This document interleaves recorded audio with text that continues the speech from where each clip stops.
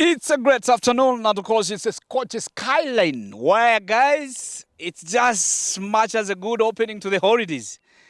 December is at the door as we open the year, as in actually closing the year, I beg your pardon, with parties. However, you just only need to be very mindful of how you should be safe in the public places.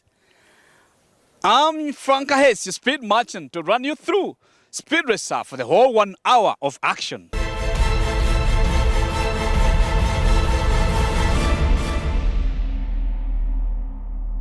Coming up on the show, we bring you the full highlights of how Lewis Hamilton ended the year on a winning note. He was in the celebratory moment as Mercedes celebrated that double championship 2018. Super Lady Susan Mwonge gives a thanksgiving for her victory in 2018, with thanking her team for being in there for her for the whole season running. Massive turn-up at Uganda Motorsport Arena Busika as the 8th motocross round got underway. It doubled as the fundraising spree for speedstar Posian Rakataka, who has no reason to say no, apart from returning in action.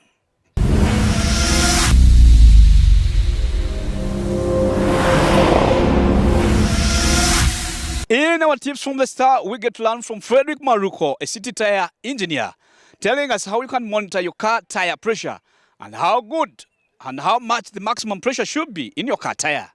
Let's get to learn from the expert. So basically, if the manufacturer of the vehicle recommends the pressure, because we have two types of pressure. On the tire itself, there's a maximum pressure written on the tire. That is like the maximum pressure the tire can handle is an air pocket. Doesn't mean that is operating pressure. So the operating pressure is given by the vehicle manufacturer, and where can we access this information? It is normally on the door. Most of the Japanese vehicles on the arc framework of when you open the door, mostly on the left-hand side, or right hand, whichever side, you look for that information. There's a table. That chart has 3 sizes of the tires. What came as the original from the manufacturer, then another size on the same rim, alternate size, and a third size when you want to upsize, give a higher rim. Maybe it came with 14. You want to give 15 inch. And that information also shows the pressure on the front and the rear in both PSI and the bars. Here in the Commonwealth countries like Uganda, we use the PSI. PSI stands for pounds per square inch. Normally, when you look at the gauge, like that gauge you can see over there, it will have two values. There's one which is outside and another one inner one. The red one is in bars. Then the inner one is in PSI, what we use in the Commonwealth. So as a basic standard, as much as we might not find, if you don't get the information from the manufacturer, there is a benchmark, like a standard pressure, which we use, like here. For SUV, we recommend 28 on the front to 32 SUV. ML series, Audi, all the SUVs. 28 on the front, 28 PSI and 32 PSI on the rear.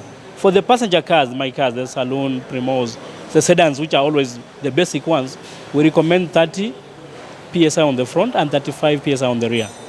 For the pickups, 4x4s, Prado, the pickups, we recommend also 30-35. This is just somebody moving without carrying anything.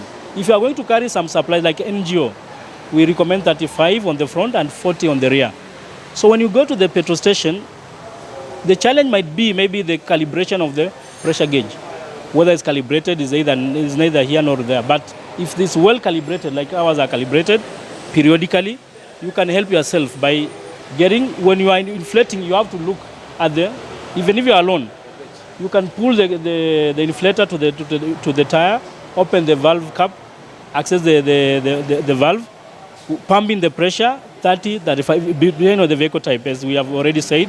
Then keep looking there so that you can always put the right pressure.